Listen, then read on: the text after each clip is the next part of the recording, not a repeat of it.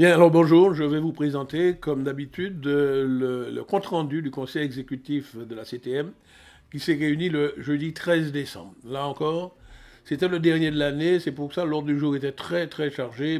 Les conseillers exécutifs ont fait remonter un certain nombre de dossiers qu'ils avaient en portefeuille, qu'ils avaient en instance. Alors, comme je le fais traditionnellement, je vais commencer par ceux de la formation professionnelle, où j'avais personnellement un certain petit stock de demandes individuelles.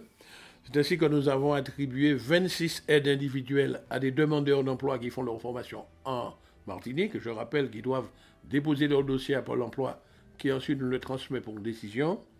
Nous avons eu à attribuer également des aides individuelles à des salariés de la fonction publique, donc qui travaillent dans les communes.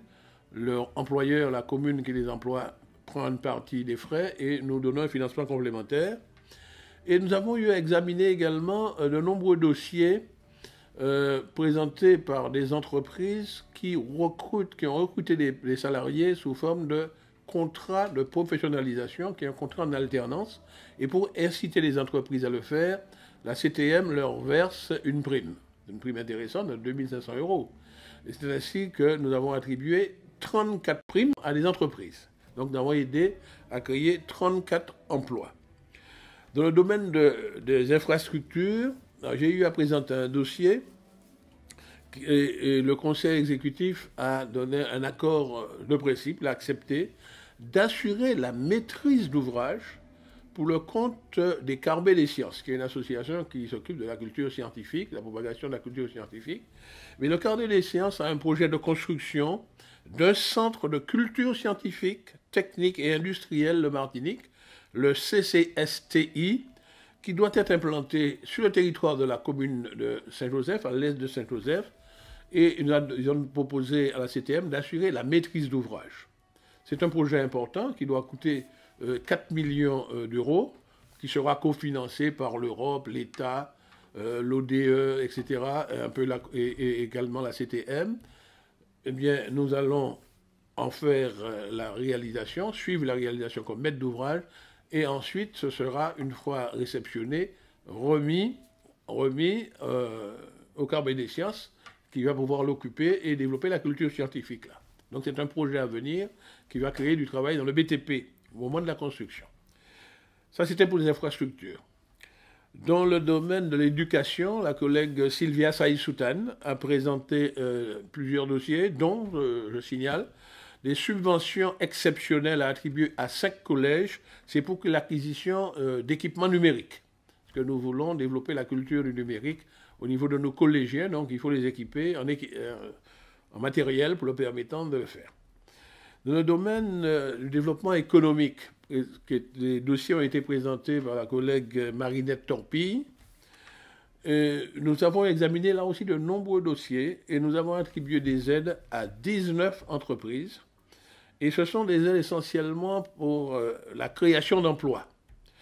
16 emplois créés, un emploi de jeunes cadres, 3 emplois de jeunes et 8 autres emplois, mais également des emplois de chefs d'entreprise. Et puis nous avons aidé 3 entreprises pour leur création ou leur développement. Dans le domaine du tourisme, ce sont les dossiers présentés par le collègue Miguel Laventure. Là aussi, nous avons étudié et répondu positivement pour des attributions d'aide, soit à la création d'activités ou le développement de l'activité des entreprises pour 12 entreprises. Donc, nous avons aidé à créer. Mais également, toujours dans le domaine du tourisme, nous avons aidé des entreprises à créer des emplois. Donc, 21 emplois au total dans le secteur du tourisme. Il y a même une entreprise qui reçoit une douzaine de primes parce qu'à elle seule, elle va recruter 12 personnes. Donc, elle doit la prime d'encouragement pour cela. Dans le domaine de l'agriculture, ce sont des dossiers qui étaient présentés par le collègue Louis Boutrin.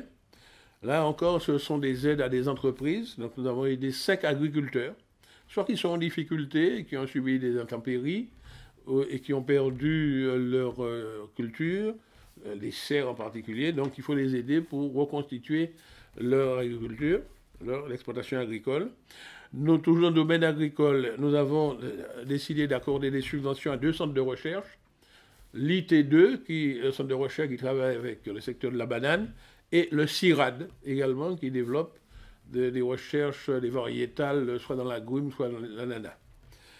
Et également, nous avons attribué des subventions à 3 groupements d'agriculteurs, soit le groupement Bokoji, organisme des foires agricoles, le GDSM pour la défense sanitaire de l'agriculture, et également à une coopérative, la coopérative qui est une Puma, malgré tout, qui travaille dans le secteur de la canne, donne une aide pour faire l'acquisition de tracteurs d'occasion.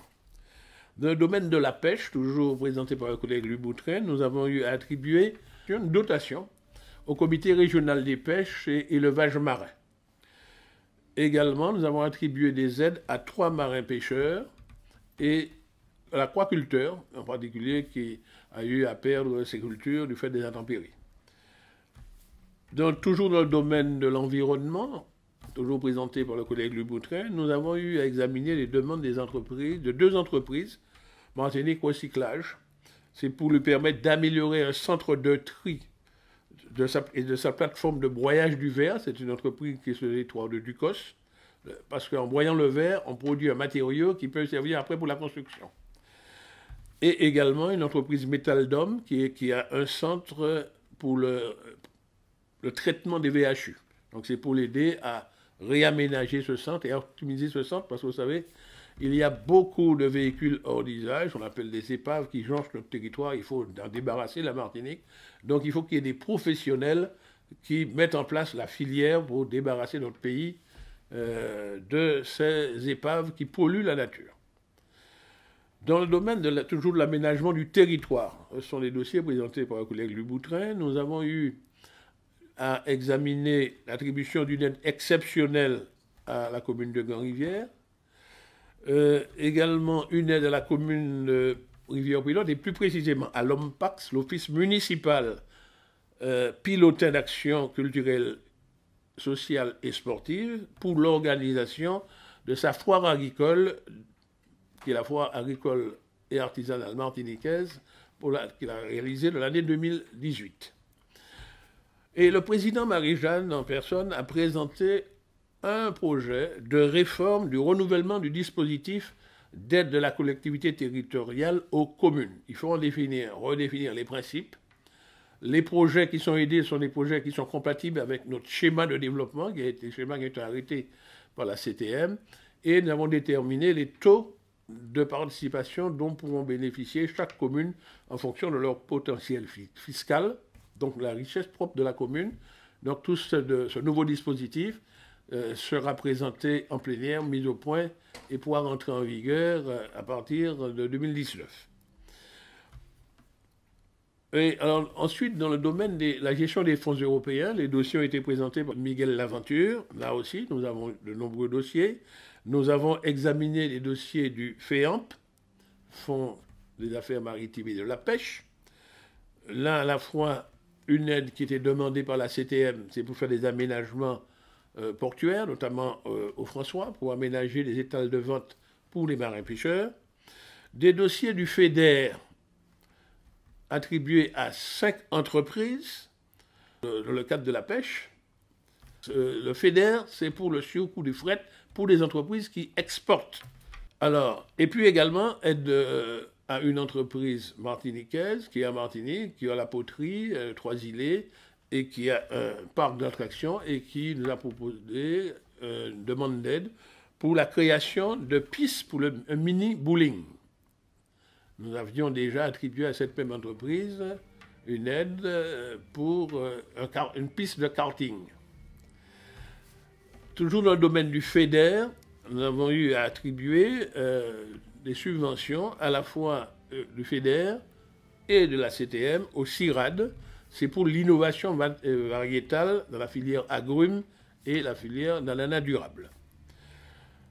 Quatrièmement, dans le dispositif du FEADER, là, 12 exploitations agricoles ont reçu des aides du FEADER de la CTM, 4 exploitations agricoles dans le secteur de la canne, 5 dans le secteur de la banane, 1 dans le secteur de l'ananas et 3 qui vont moderniser les installations de maraîchage, de maraîchers.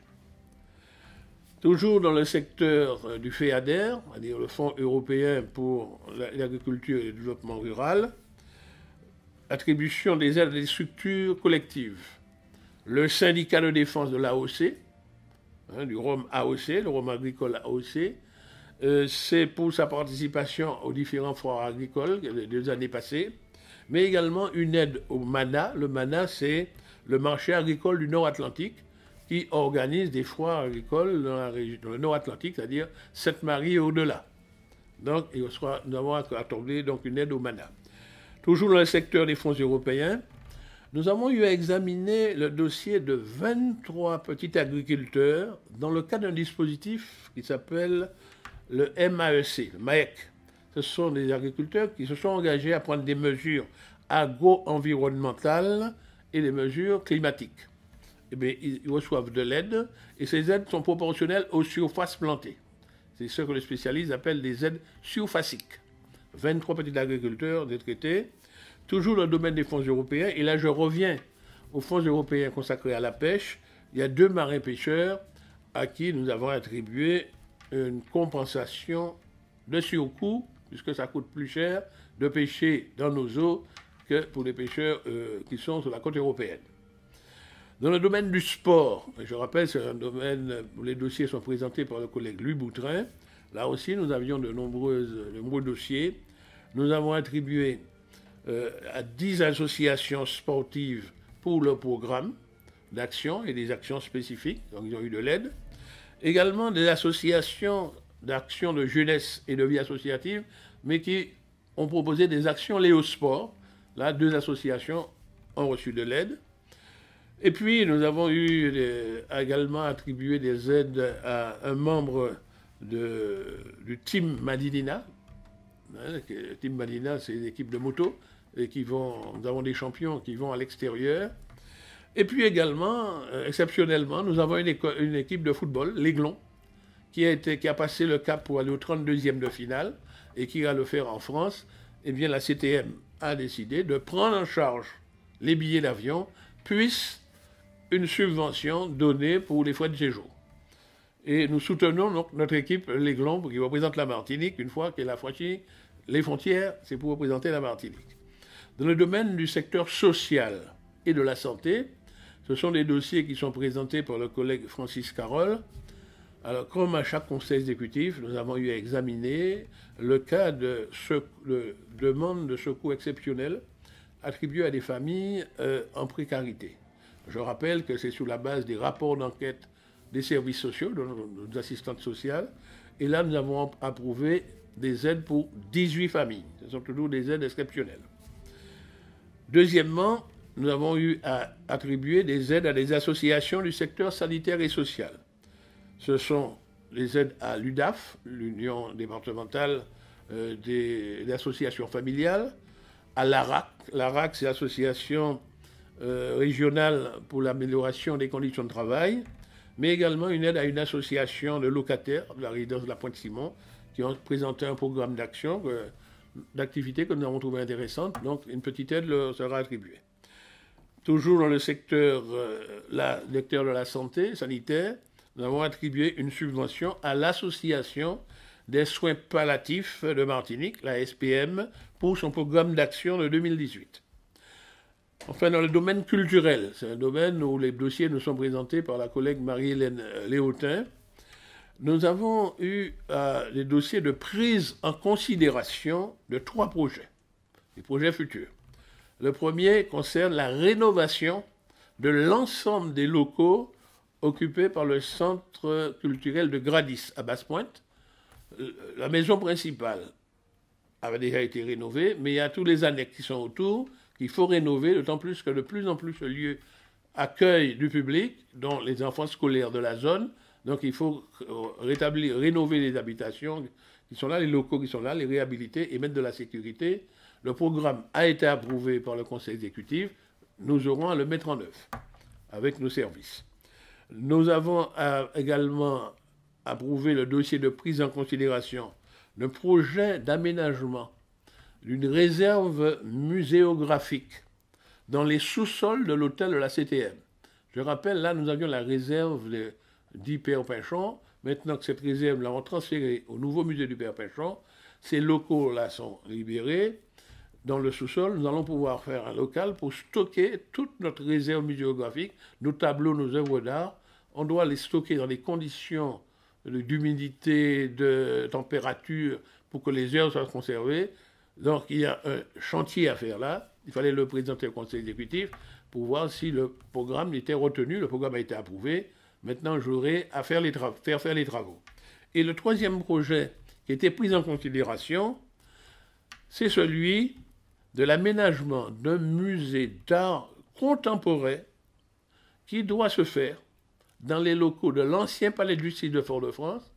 Et je rappelle que ces locaux de l'ancien palais de justice de Fort-de-France appartiennent au patrimoine de la CTM.